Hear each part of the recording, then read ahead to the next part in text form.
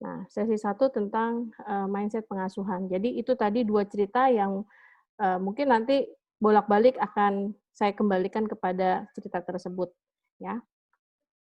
Nah, di sini, ini adalah, saya ambil ya dari slide-nya Ustadz Haris Santosa di Fitra Based Education, insya Allah saya sudah izin ya, bahwa, eee, sebelum kita memulai pengasuhan, kita perlu sadar untuk apa Allah itu, menciptakan kita. Mustahil kita semua diciptakan tanpa ada maksud. Sama ketika mustahil ketika kita juga kita menikah dengan pasangan kita itu, nggak ada maksudnya. Kita punya anak seperti ini tuh pasti ada maksudnya, ya. Secara global bahwa, kita, apa namanya, di Allah menciptakan kita itu untuk, beribadah ya, pada Allah Subhanahu wa taala, ya. Wa ma khalaqtul jinna wal insa illa liya'budun. Dan aku tidak menciptakan jin dan manusia melainkan supaya mereka mengabdi kepadaku ya. Nah, ini kenapa ini mesti kita pegang erat-erat? Karena sekali lagi kita nanti akan melihat apakah maksud Allah menciptakan kita itu sudah tercapai dengan kita melakukan tugas-tugas kita gitu. Artinya kalau kita melihat di sini kita perlu menyambut eee, menyambut penciptaan diri kita dengan tugas-tugas yang sebenarnya Allah berikan kepada kita. Ya Allah berikan, job desk gitu ya, tugas menyelesaikan atau, apa namanya, ibadah itu seperti apa, ya, apa perbedaan unik dan spesifik yang kita buat. Catatannya adalah, di sini kalau kita lihat misi hidup kita, bagaimana kita secara personal adalah kita bisa membawa rahmat bagi semesta, ya, eee, pembawa kabar gembira, ya, tetapi kita juga punya misi komunal, ya. Balik lagi, kembali kepada misi, eee, kalau tadi purpose-nya kita perlu paham ya, bahwa ketika kita membicarakan sebenarnya lalu tugas kita apa sih, gitu. Kita tahu bahwa kita ditugaskan untuk menjadi khalifah di muka bumi ini, ya. Khalifah itu punya tugas. Kayak tadi kalau kita ingat-ingat dari cerita yang, di perusahaan tadi, kalau saja setiap karyawan itu membaca dan membuka job desk-nya, tugasnya, maka itu, masing-masing karyawan akan optimal dalam mengerjakan tugas-tugasnya sesuai dengan potensi yang diberikan. Misalkan orang yang berbadan kuat, lulusan SMA, dia, apa namanya, sudah mengikuti sekolah, apa namanya, untuk, keamanan gitu ya, dia bisa menjadi satpam. Ya, ada orang yang bisa bagian, apa, dengan latar belakang pendidikan dan juga pengalaman serta kemampuannya, dia itu canggih pada saat berada di bagian keuangan. Dan banyak lagi ya.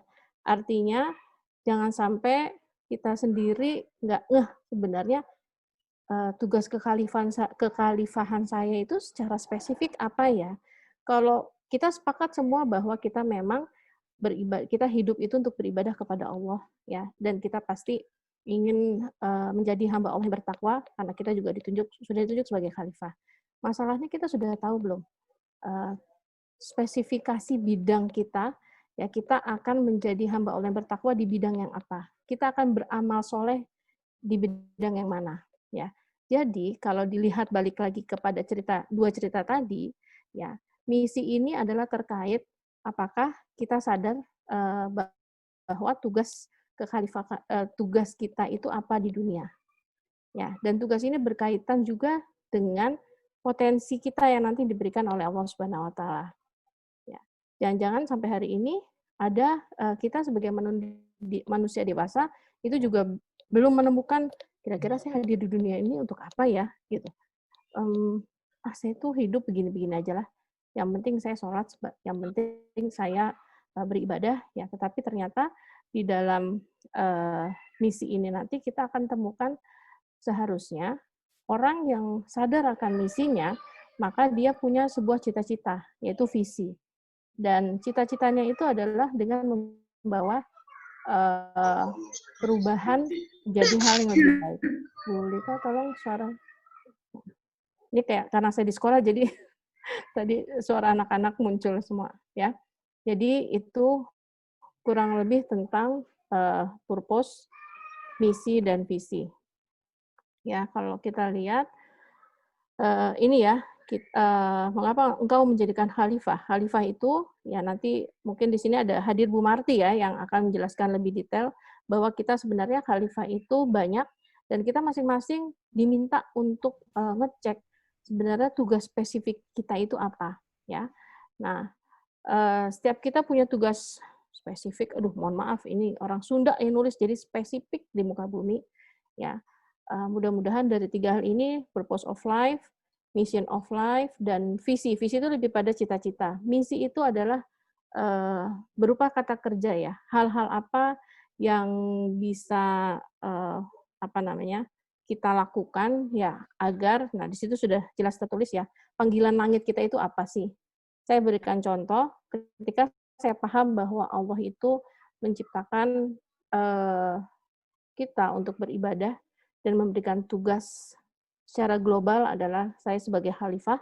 Lalu ketika saya harus menemukan misi atau tugas saya apa, saya apa ya? Kalau saya membicarakan banyak hal ya tentang di dunia ini pasti saya balik lagi ke pendidikan. Misalkan saya lagi berbicara tentang pemilu, misalkan ya. Yang saya ketika pemilu misalkan ada kekurangan atau ada kelebihan segala macam, maka yang saya jadikan bahan pembicaraan itu adalah pendidikan.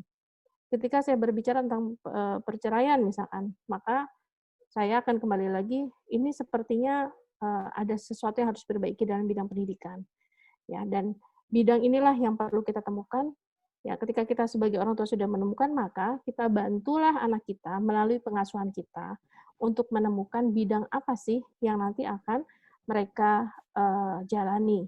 Ya, nah prosesnya bagaimana? Jangan sampai kita merasa bahwa dalam mendidik anak itu kita hanya apa ya ikut-ikutan gitu ya. Wah ini lagi musim apa namanya lomba hafiz Quran.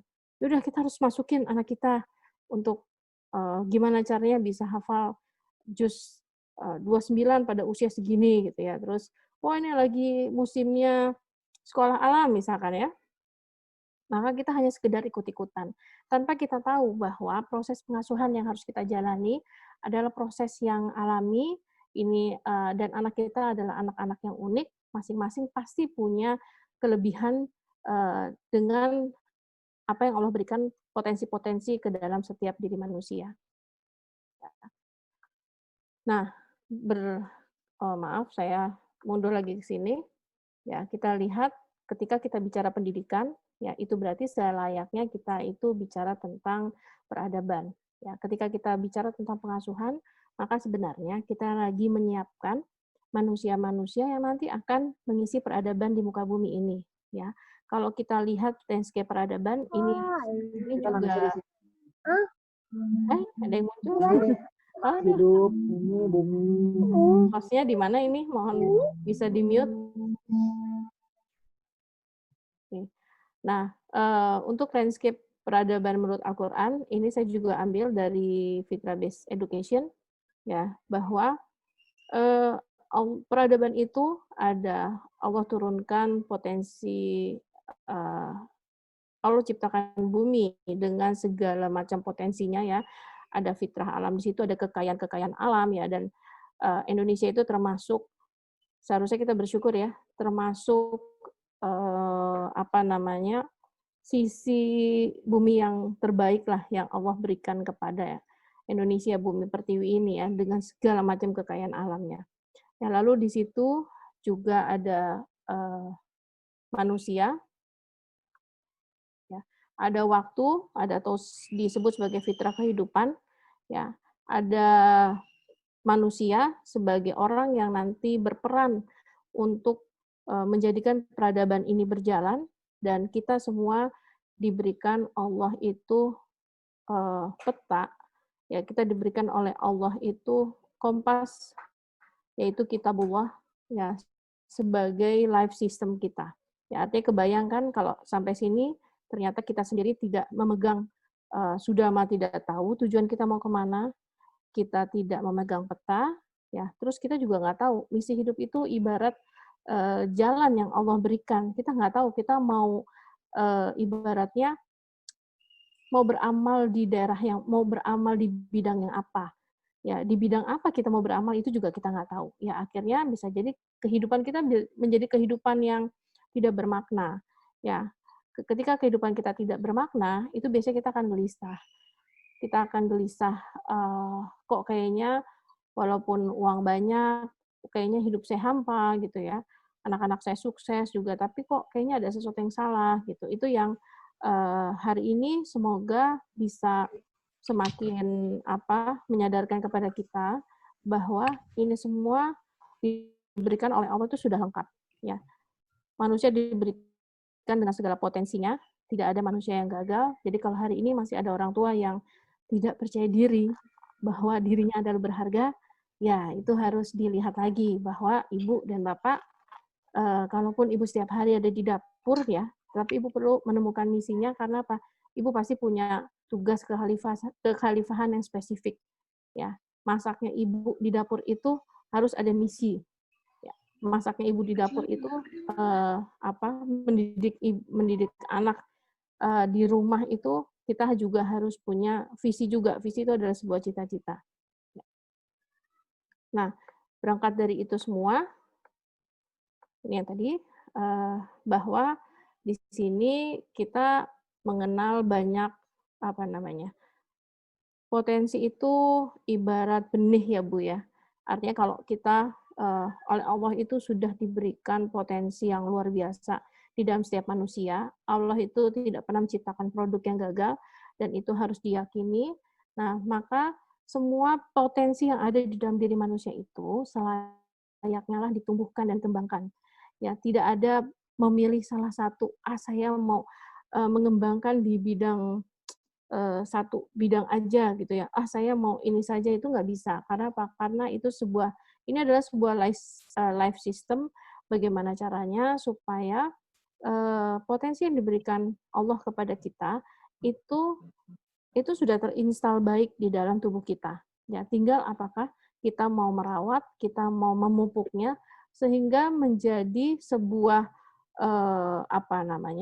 akar yang kuat, batang yang kuat, daun yang kuat dan menghasilkan amal soleh. Ya, jadi mindset kita di dalam pengasuhan adalah bagaimana nanti kita lihat ya, kita sendiri peran, mampu memiliki peran dalam peradaban untuk membuat dunia ini semakin baik. Ya. Nah, di